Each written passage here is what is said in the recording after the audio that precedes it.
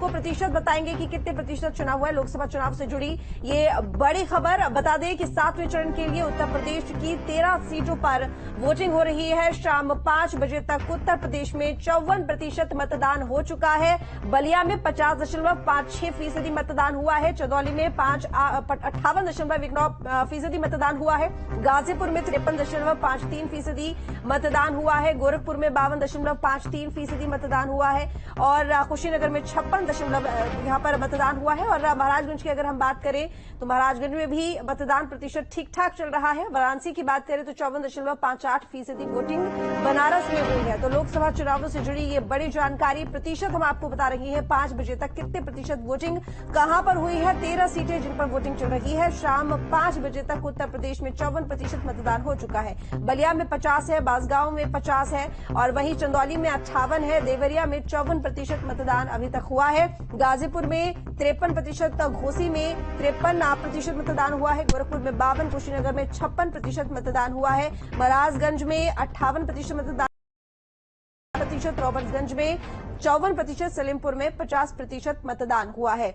तो वाराणसी की बात की जाए 54.58% जो वोटिंग है वो बनारस में हुई है। महाराजगंज में अच्छी खासी वोटिंग देखने को मिल रही है। लगभग 58% वोटिंग महाराजगंज में हुई है। तो देखिए, अगर चुनाव प्रतिशत की बात की जाए तो पहले दूसरे चरण के जब चुनाव हुए थे प्रतिशत सामने आए तो उसमें ये कहा जा रहा था कि प्रतिशत बहुत कम है, जिसको देखकर ये कहा जा सकता है कि नुकसान कहीं ना कहीं बीजेपी को हो सकता है। उसके बाद उम्मीद जताई जा रही थी कि आगे के जो चरण होंगे उसमें वोटिंग प्रतिशत अच्छा रह सकता है, लेकिन गर्मी इतनी ज्यादा और गर्मी का असर भी वोटिंग प्रतिशत पर देखने को मिला है। वहीं आज की बात की जाए तो आखिरी चरण का ये चुनाव, आखिरी चरण का मतदान जिसमें वोटिंग प्रतिशत औसत रहा है, लेकिन फिर भी पहले के मुकाबले वोटिंग प्रतिशत में जरूर बढ़ोतरी देखी गई है।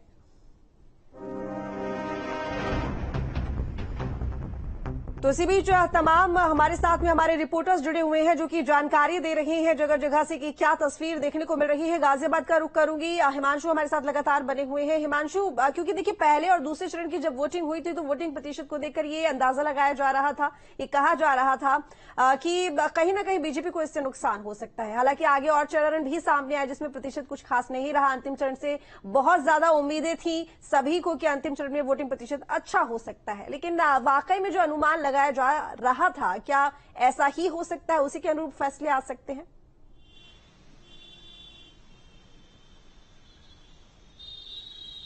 देखिए, ये तो हकीकत इसको आप कह सकते हैं। अगर हम बीते आंकड़ों को उठाएंगे 2014-2019 में जब भी बीजेपी पूर्ण बहुमत से अच्छी सरकार उन्होंने बनाई है केंद्र के अंदर, तब वोटिंग काफी अच्छी रही है। परसेंटेज कहीं ना कहीं 65% तक मतदान हुआ है जो हमने देखा है। हम चाहे पश्चिमी यूपी की बात कर लें या पहले दूसरे तीसरे चरण चौथे चरण की बात कर लें, तो वोटिंग परसेंटेज बहुत अच्छा रहा है। और इस बार अगर हम शुरुआत से ही देख लें, पश्चिम का जो पहला चरण रहा तब भी वोटिंग परसेंटेज बहुत कम रहा, दूसरे चरण के अंदर और भी कम रहा, तीसरे चरण में भी वोटिंग परसेंट एवरेज रहा, चौथे चरण के अंदर भी वोटिंग परसेंटेज कम रहा। लेकिन जो आखिरी चरण जो आप बता रहे हैं, इसके अंदर जो ओवरऑल कंक्लूजन निकल कर आएगा उसमें वोटिंग परसेंटेज अगर इसमें भी कम रहता है तो जब भी वोटिंग परसेंटेज कम रहता है उसका नुकसान बताया जाता है कि भाजपा को उठाना पड़ता है। और जब वोटिंग परसेंटेज अच्छा रहता है तो कहीं ना कहीं उसका फायदा, उसका एज जो है वो भाजपा को जाता है। उसकी वजह यह है जितने भी अच्छे तबके के लोग हैं, जो एलाइट क्लास के लोग हैं, वो जब घरों से निकलते हैं और वोट डालते हैं तब वोटिंग परसेंटेज में बढ़ोतरी दर्ज होती है। और जब निचले तबके के जो वोटर्स हैं वो निकलते हैं और अपना वोट का इस्तेमाल करते हैं तो उसका घाटा कहीं ना कहीं भाजपा को झेलना पड़ता है, ऐसा माना जाता है। जो जितने भी एनालिस्ट हैं वो बताते हैं इस बात को। तो अब देखना होगा 4 तारीख को जो वोटिंग परसेंटेज के अंदर जो जितना भी परसेंटेज डाउन गया है हर चरण के अंदर और चरणबद्ध तरीके से, तो उसमें कितना फायदा कहां पर भाजपा को हुआ और कहां नुकसान हुआ। अगर फायदा हुआ है तो कितना फायदा हुआ है, कितनी सीटों पर उसको जीत हासिल हो पाती है, क्योंकि ये कहा ही जाता है कि अगर दिल्ली के सिंहासन पर किसी को राज करना है तो उसे यूपी का किला फतह करना ही होगा। तो यूपी की 80 सीटें काफी ये निर्धारित करती हैं कि दिल्ली के सिंहासन पर कौन राज करेगा। तो अब जो 7 चरणों के अंदर यूपी में वोटिंग हुई है और आज आखिरी चरण है, 6 बजने के साथ ही वोटिंग खत्म हो जाएगी और फाइनल जब इसका 7 बजे तक कंक्लूजन निकल कर आएगा कि कितने प्रतिशत मतदान हुआ है, क्या पिछली बार से बेहतर हुआ है या मतदान में कमी हुई है, तो ये डिसाइड करता है हर सीट पर, किस सीट पर कम प्रतिशत हुआ है, किस सीट पर ज्यादा। जिस सीट पर ज्यादा पोलिंग होता है तो ये माना जाता है कि वो सीट भाजपा के पाले में कहीं ना कहीं गई है, लेकिन जिस सीट पर मतदान प्रतिशत कम रह जाता है वहां पर यह माना जाता है कि यहां पर भाजपा को नुकसान उठाना पड़ सकता है। क्योंकि 2019 की हम बात कर ले तो 62 सीटें भाजपा के पाले के अंदर गई थी। और अब इन 62 सीटों पे ही हम अगर नजर डालेंगे, पश्चिम यूपी के प्रथम चरण के अंदर 10